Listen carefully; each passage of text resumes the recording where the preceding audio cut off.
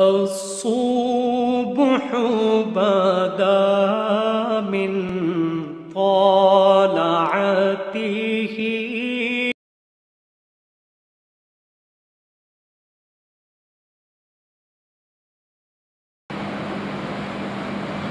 بسم اللہ الرحمن الرحیم۔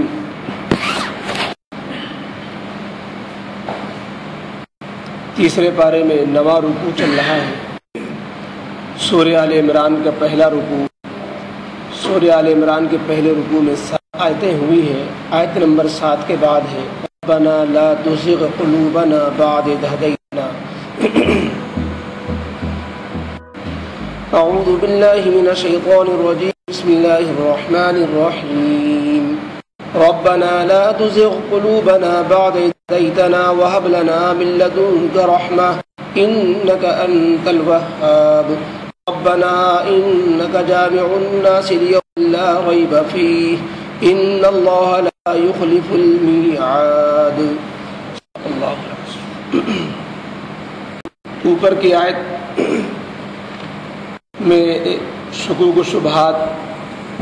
جو لوگ متشابہ آیتوں کے ذریعے اور قرآن کریم میں آئے ہوئے متشابہ کلمات سے کھینچ تان کر اپنا مطلب نکال کر کے جو معنی ثابت کر کے کمزور عقیدے والوں کو گمراہی میں پھنساتے تھے، ان کے بارے میں قرآن کریم نے جواب دیا اور اصولی بات بتائی کہ قرآن کریم ہی نہیں بلکہ تمام آسمانی کتابوں میں آیتیں اللہ رب العزت کی طرف سے 2 قسم کی نازل کی گئیں۔ ایک تو آیات محکمات ہیں، دوسرے آیات متشابہات ہیں۔ آیات محکمات یہ اصل کتاب ہوتی ہیں، عملی ہدایت کے لیے یہی چیزیں بنیاد ہوتی ہیں، اور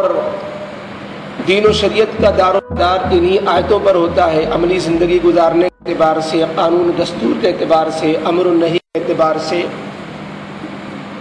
باقی جو آیتیں متشابہات ہوتی ہیں اللہ کی طرف سے وہ امتحان ہوتی ہیں، اس میں الفاظ کے ظاہرانہ تو معلوم ہوتے ہیں لیکن اس کی مراد کا پتہ لگانا مشکل ہوتا ہے۔ اتنی مراد تو سمجھی جا سکتی ہے جو محکم آیتوں کے مطابق موافق ہو، اس کے علاوہ اس کا کوئی اور مفہوم نکالا جانا یہ بندوں کی بس کی بات نہیں ہوتی۔ اللہ تعالیٰ کی طرف سے وہ اس کا مطلب بندوں کو چونکہ بتایا نہیں جاتا یا اس کی تبلیغ نہیں کی جاتی، نبی کریم علیہ الصلوۃ والسلام کے ذمے میں وہ بات نہیں بتائی گئی کہ اس کو وہ اس کے معنی بھی لوگوں کو بتائیں۔ اس لیے حدیث میں فرمایا ابہموا ما ابہمہ اللہ، اللہ نے جس بات کو مبہم رکھا، جس کو واضح نہیں فرمایا، جس علم کو کھولا نہیں، جس حقیقت کو واضح نہیں کیا، اس کو اسی جگہ اتنا ہی جان کر کے چھوڑ دو، اس سے آگے بڑھنے کی کوشش نہ کرو۔ اس سے یہ حقیقت واضح ہوتی ہے کہ انسانوں کو آسمانی علم کا ایک بہت بڑا حصہ وہ ہے جہاں پر انسان کو اپنی عقل اور اپنے علم کو وہاں پر سرنڈر کر دینا چاہیے کہ ہم اس میں نہ عقل لگا سکتے ہیں نہ اس میں ہم اپنے علم سے کچھ کوئی حتمی فیصلہ کر سکتے ہیں۔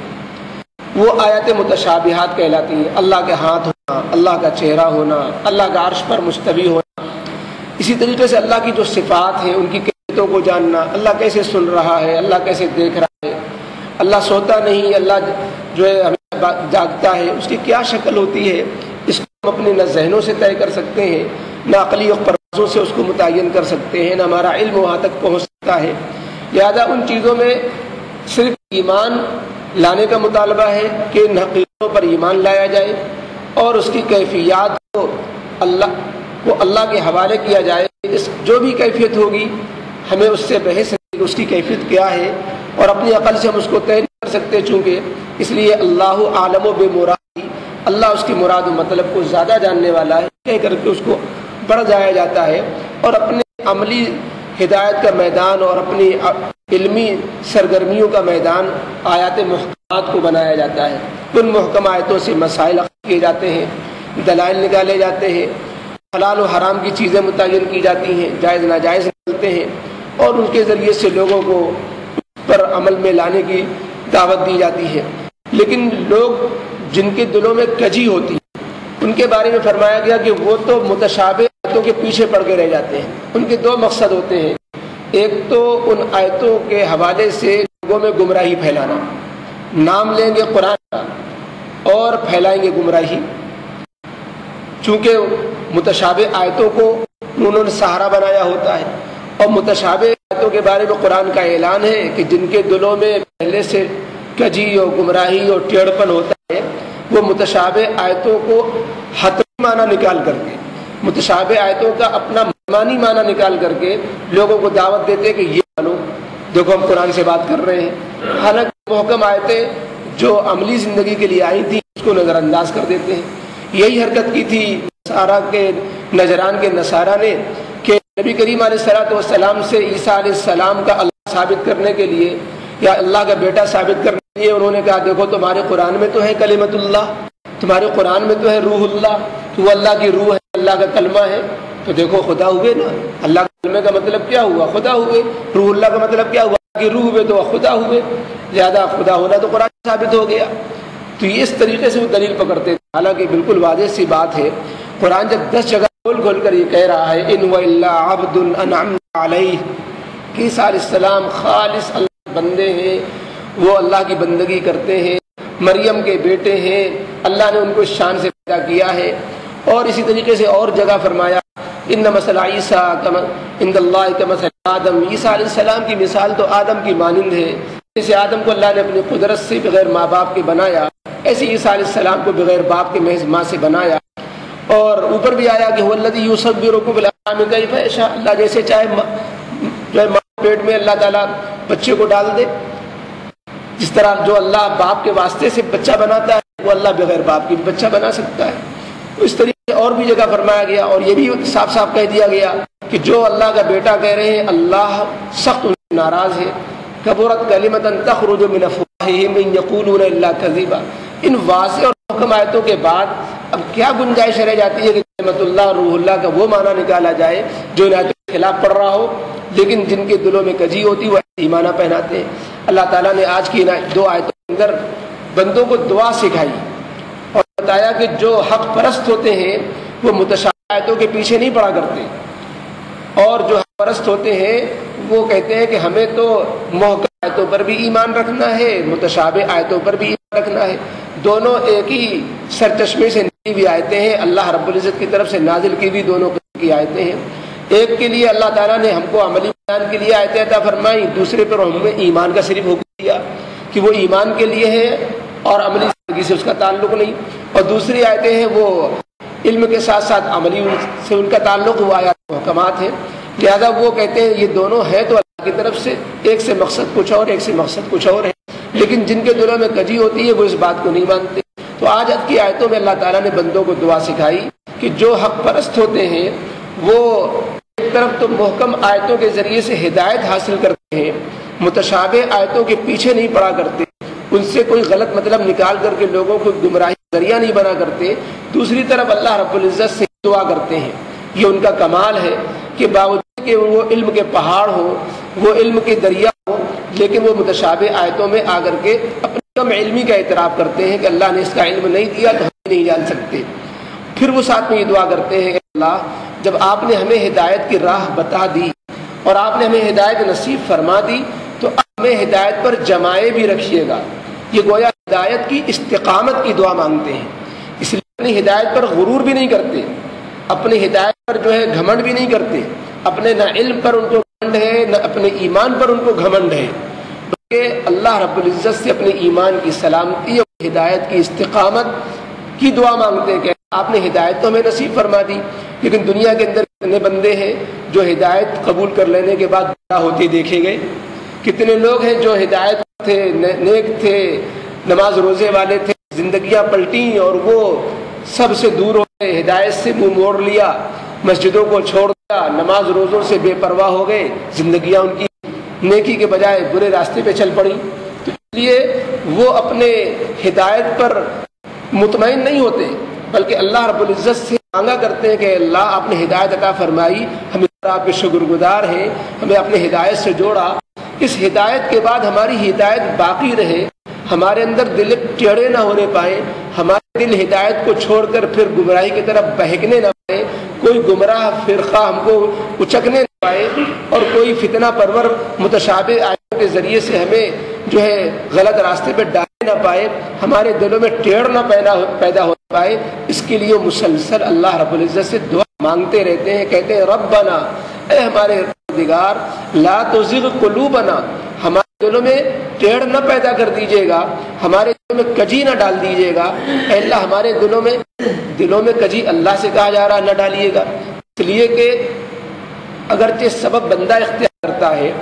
لیکن فیصلہ تو اللہ ہی کی طرف سے ہوتا ہے۔ حدیث پاک میں آتا ہے، بخاری شریف میں ہے کہ بندوں کے قلوب اللہ کے ہاتھ میں ہیں، سارے انسانوں کے دل رب رحمان کے ہاتھ میں ہیں،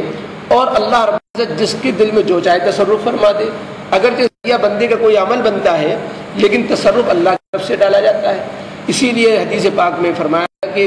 تم دعا مانگو یوں، یا مصرف القلوب صرف قلوبنا علی طاعتک، اے دلوں کے الٹ پھیر کرنے والے ہمارے دل کو طاعت پر پھیر دیجئے، کہ ہم جن جن باتوں کی اطاعت و اتباع سے دور ہیں ان کی اطاعت و اتباع میں لگ جائیں۔ اور اسی طریقے سے ایک دعا اپنے بندوں کو سنانے کے لیے سکھائی، یا مقلب قلوب ثبت قلوبنا علی دین، یہ دلوں کے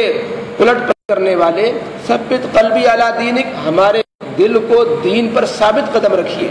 اسی دعا حاصل اس آیت کے اندر کہا گیا کہ اللہ ہمارے دلوں کو ہدایت پر جمائے رکھیے، استقامت دیجیے کہ ہمارے دل اب بہکنے نہ پائیں۔ اور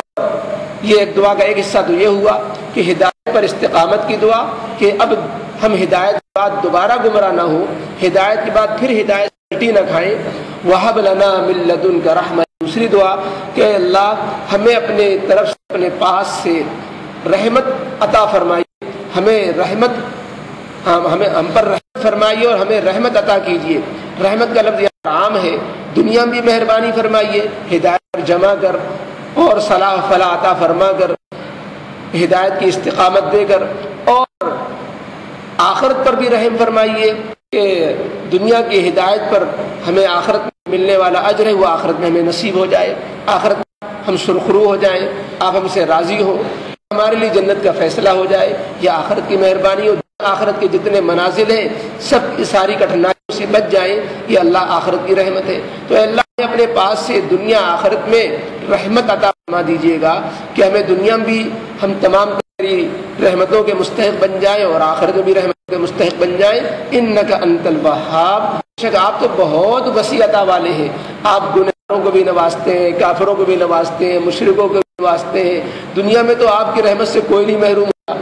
تو ہم ایمان والے ہو کر کے اے اللہ ہدایت دنیا کے اعتبار سے بھی نوازیے، آخرت کے اعتبار سے بھی نوازیے۔ تو یہ دعا بڑی اہم ہو گئی اپنی ہدایت پر، خاص طور سے جب گمراہیاں قدم قدم پر دستک دے رہی ہوں اور گمراہ فرقے جو ہے لینے کے لیے تیار ہوں، اس دعا کی بڑی اہمیت ہو جاتی ہے۔ بار بار یہ دعا مانگنی چاہیے کہ اللہ ہمیں ہدایت بھی دیجیے، اور ہدایت کے بعد پھر ہدایت پر استقامت بھی دیجیے کہ ہمارے دل پھر دوبارہ بہکنے نہ پائے اور ہدایت سے ہٹنے نہ پائیں، اور اپنے پاس سے دنیا آخرت میں ہمیں رحمت کا مستحق بنا دیجیے۔ یہ پہلی دعا کا حاصل نکلا۔ آگے دوسری دعا کسی چیز کو مانگا نہیں گیا، بلکہ اس پہلی دعا ہی کے بارے میں یہ کہا گیا، اے اللہ ہم ہدایت کے اس لیے محتاج ہیں، ہم تیری رحمت کے اس لیے محتاج ہیں، ہم آپ سے ہدایت پر استقامت اور رحمت اس لیے مانگ رہے ہیں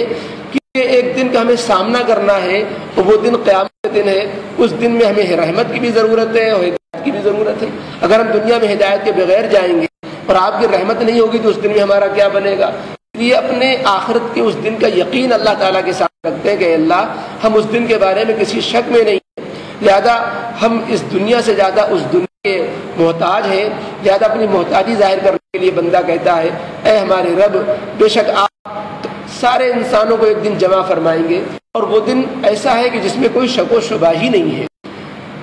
اس دن کے بارے میں ادنا سے بھی شک و شبہ نہیں ہے، ہمیں یقین ہے، اور شک و شبہ اس لیے نہیں ہے جس چیز کے بارے میں آپ کا وعدہ ہو جائے، آپ کا اعلان ہو جائے، آپ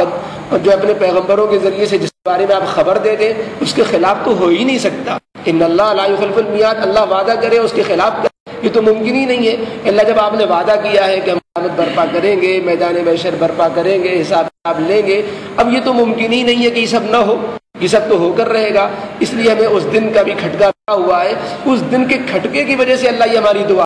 کہ ہم ہدایت پر جمے رہیں اور ہمیں آپ کی رحمت مل جائے، یہ اس دن کے کھٹکے کی وجہ سے اللہ یہ دعا مانگ رہے ہیں، تو گویا اس دعا کے اندر اپنے اخلاص کو ظاہر کیا گیا۔ تو یہ شان ہے حق پرستوں کی۔ اس کے بالمقابل جو